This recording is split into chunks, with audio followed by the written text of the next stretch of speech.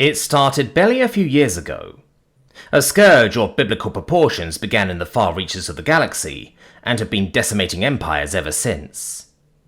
It started one day with refugee ships filled with nobility or leadership castes. Broken ships filled with broken leaders that had seen better days. Old broken soldiers desperately clinging to a lost ideal. Then it escalated to exploration teams, finding suddenly abandoned colonies and inexplicably abandoned ships floating in the void. Almost as if by sudden, universal judgment, everyone no longer needed to be there. Reports from the vanishingly few that remained were little more than garbled nonsense from half-crazed madmen, or desperate tears from those who made the wrong choice. All reports, however, did have a pattern of substance. An unknown strange force of starships of unknowable strength and power, with weapons that could devastate entire civilizations, existed, and was scouring the galaxy clean of life. Generations of empires, the likes of which we fought for millennia, began to vanish from the galaxy. After 2 years, most of the western quarter of the galaxy went silent. Probes and scouts found entire homeworlds, colony worlds, and mining colonies abandoned, almost as if an invisible god hand scooped them up in the midst of their day. All ships in orbit either floating abandoned, or neatly lined up in a random spot somewhere, turned off and left to sit in the empty void. Stations sitting dormant and forgotten, as if someone just showed up, yelled something important, and everyone just went with it. Personal possessions strewn about, mills left to sit, everyone just gone. Entire civilizations, suddenly and inexplicably gone. An entire quarter of the galaxy, suddenly and inexplicably vanished. Miraculously, we managed to avoid whatever was causing the disappearances ourselves, and entered these abandoned places. Salvage teams entering abandoned ships and forgotten colonies. Scout units using cloaking devices to slip past whatever was causing the disappearances. What evidence we found made us more confused. Recorded footage showed a strange, garbled alien language, in some kind of strange monologue of sorts, followed by a series of bright flashes. Security footage inside ships showed crew members apparently listening to the diatribe, then a bright light, then suddenly they were gone. Timestamps on recovered footage from one particular colony showed the same. Everyone stopped to listen to what was being said, followed by a bright flash of light. Then everyone just left. We suspected some kind of mass extinction event at first, but the more we uncovered showed this was beyond natural. We suspected at first some strange new weapon system with exceptional power, wiping out all biological matter in a vast area instantly. Terrifying, to be certain, but if that were the case, why did all the clothing and armor get vaporized as well? And moreover, if it were a weapon, there would be some kind of residue. Surely any weapon with that strength would leave some evidence behind. We began to suspect some kind of mass teleportation system instead. The more we considered the evidence, the more we came to that conclusion. But this concept made us question things even further. It made us even more panicked the more we questioned it.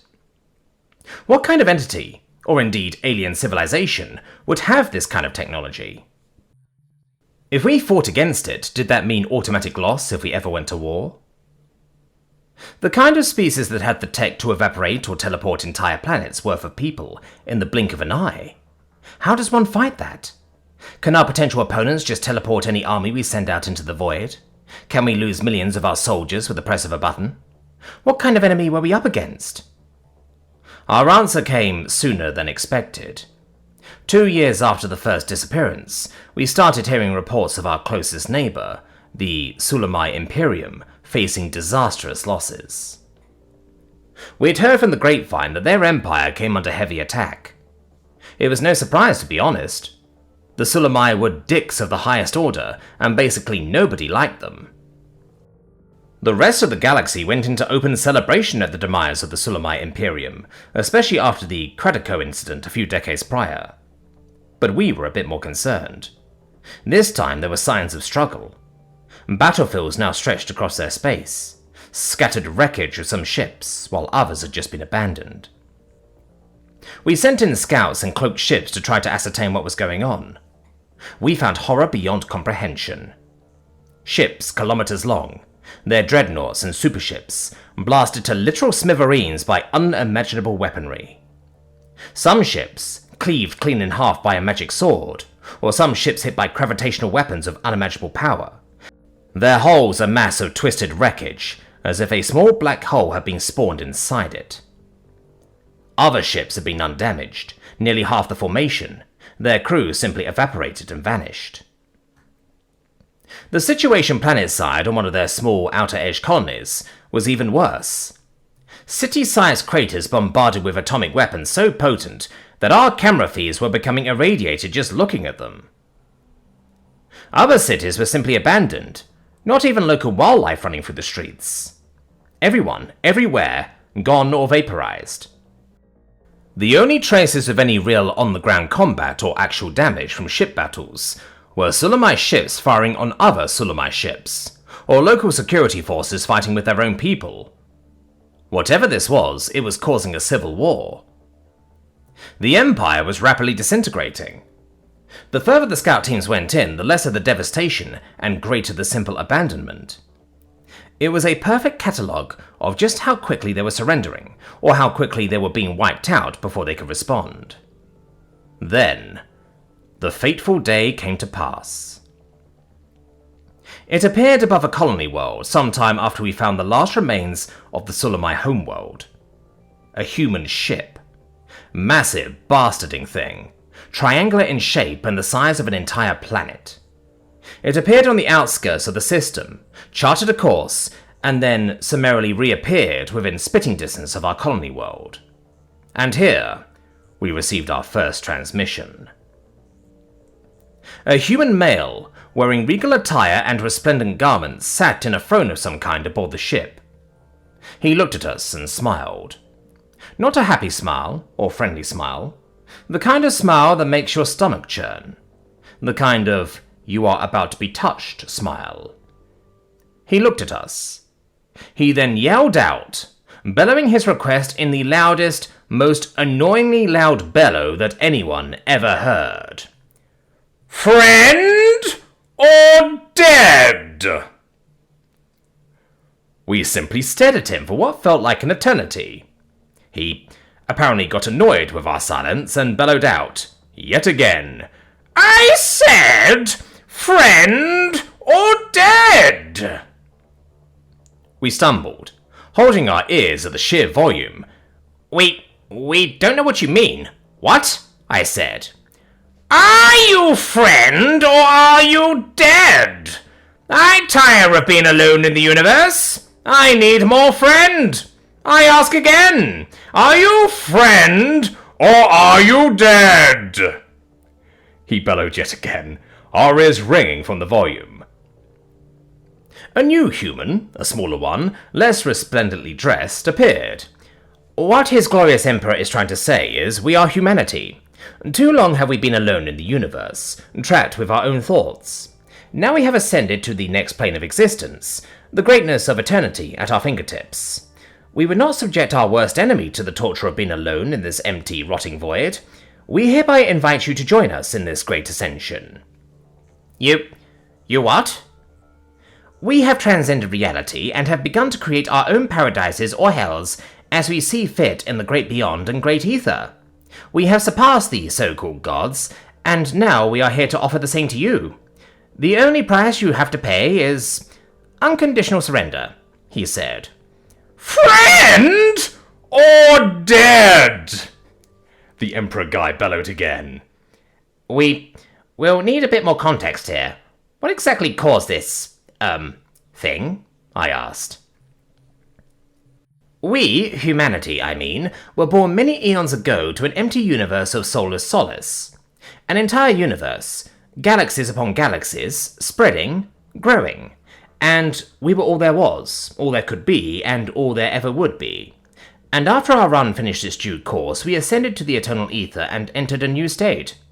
Now, here we are, offering you the same ascension. Our purpose here is to ensure that never again shall any sapient lifeform suffer the same reprehensible state of loneliness we had to go through. Surrender yourself and become friend." "We demand it," he said, holding his arms out like a priest performing a ritual. "Friend or dead?" the Emperor yelled again. "And if we don't?" I asked. "Then we shall consider your species a lost cause and commit to your destruction. Those who wish to join us shall indeed join us. Those who refuse shall be cast to the eternal void and forgotten, in order to make sure they never have to suffer the same loneliness and solitude we had to endure all those eons ago. You shall become one with us, or you shall be vaporized into nothing to prevent a far worse death. In short, you shall become friend, or we shall make you dead," he said, his voice flooding with malice at that last statement. "Friend or death?" the Emperor and all the people nearby yelled at once, again at a deafeningly loud volume. "Okay, so let me get this straight. In order to make sure we don't die of loneliness, you'll kill us with guns unless we surrender and join your empire?" I asked. "Pretty much," the human said with a shrug. We all looked at each other. The scanners started going crazy with warnings as energy readings spiked beyond ridiculous levels. It was here we noticed the power source of this ship. They were using a neutron star as the ship's reactor. It was readying to fire. "All in favor of friend, say aye," I said. "Aye," everyone responded. "Motion carried. Friend it is," I said. "Friend!" the humans all bellowed, followed by a horrible blinding light. The next thing I knew, I was standing in a large hallway with people. Everywhere. I, of course, gravitated towards the bar. I rushed in. The place was packed. Spider people, goat people, hell, even my own people. The bar was full. For a few seconds, when it magically extended and added a new seat. I asked what was on tap. Anything and everything. For free, forever. No limits. I raised my mug high and yelled, "Friend or dead?" Everyone likewise raised their mug and yelled, "Definitely friend!" Of course, I spent eternity getting hammered on free beer. Wouldn't you?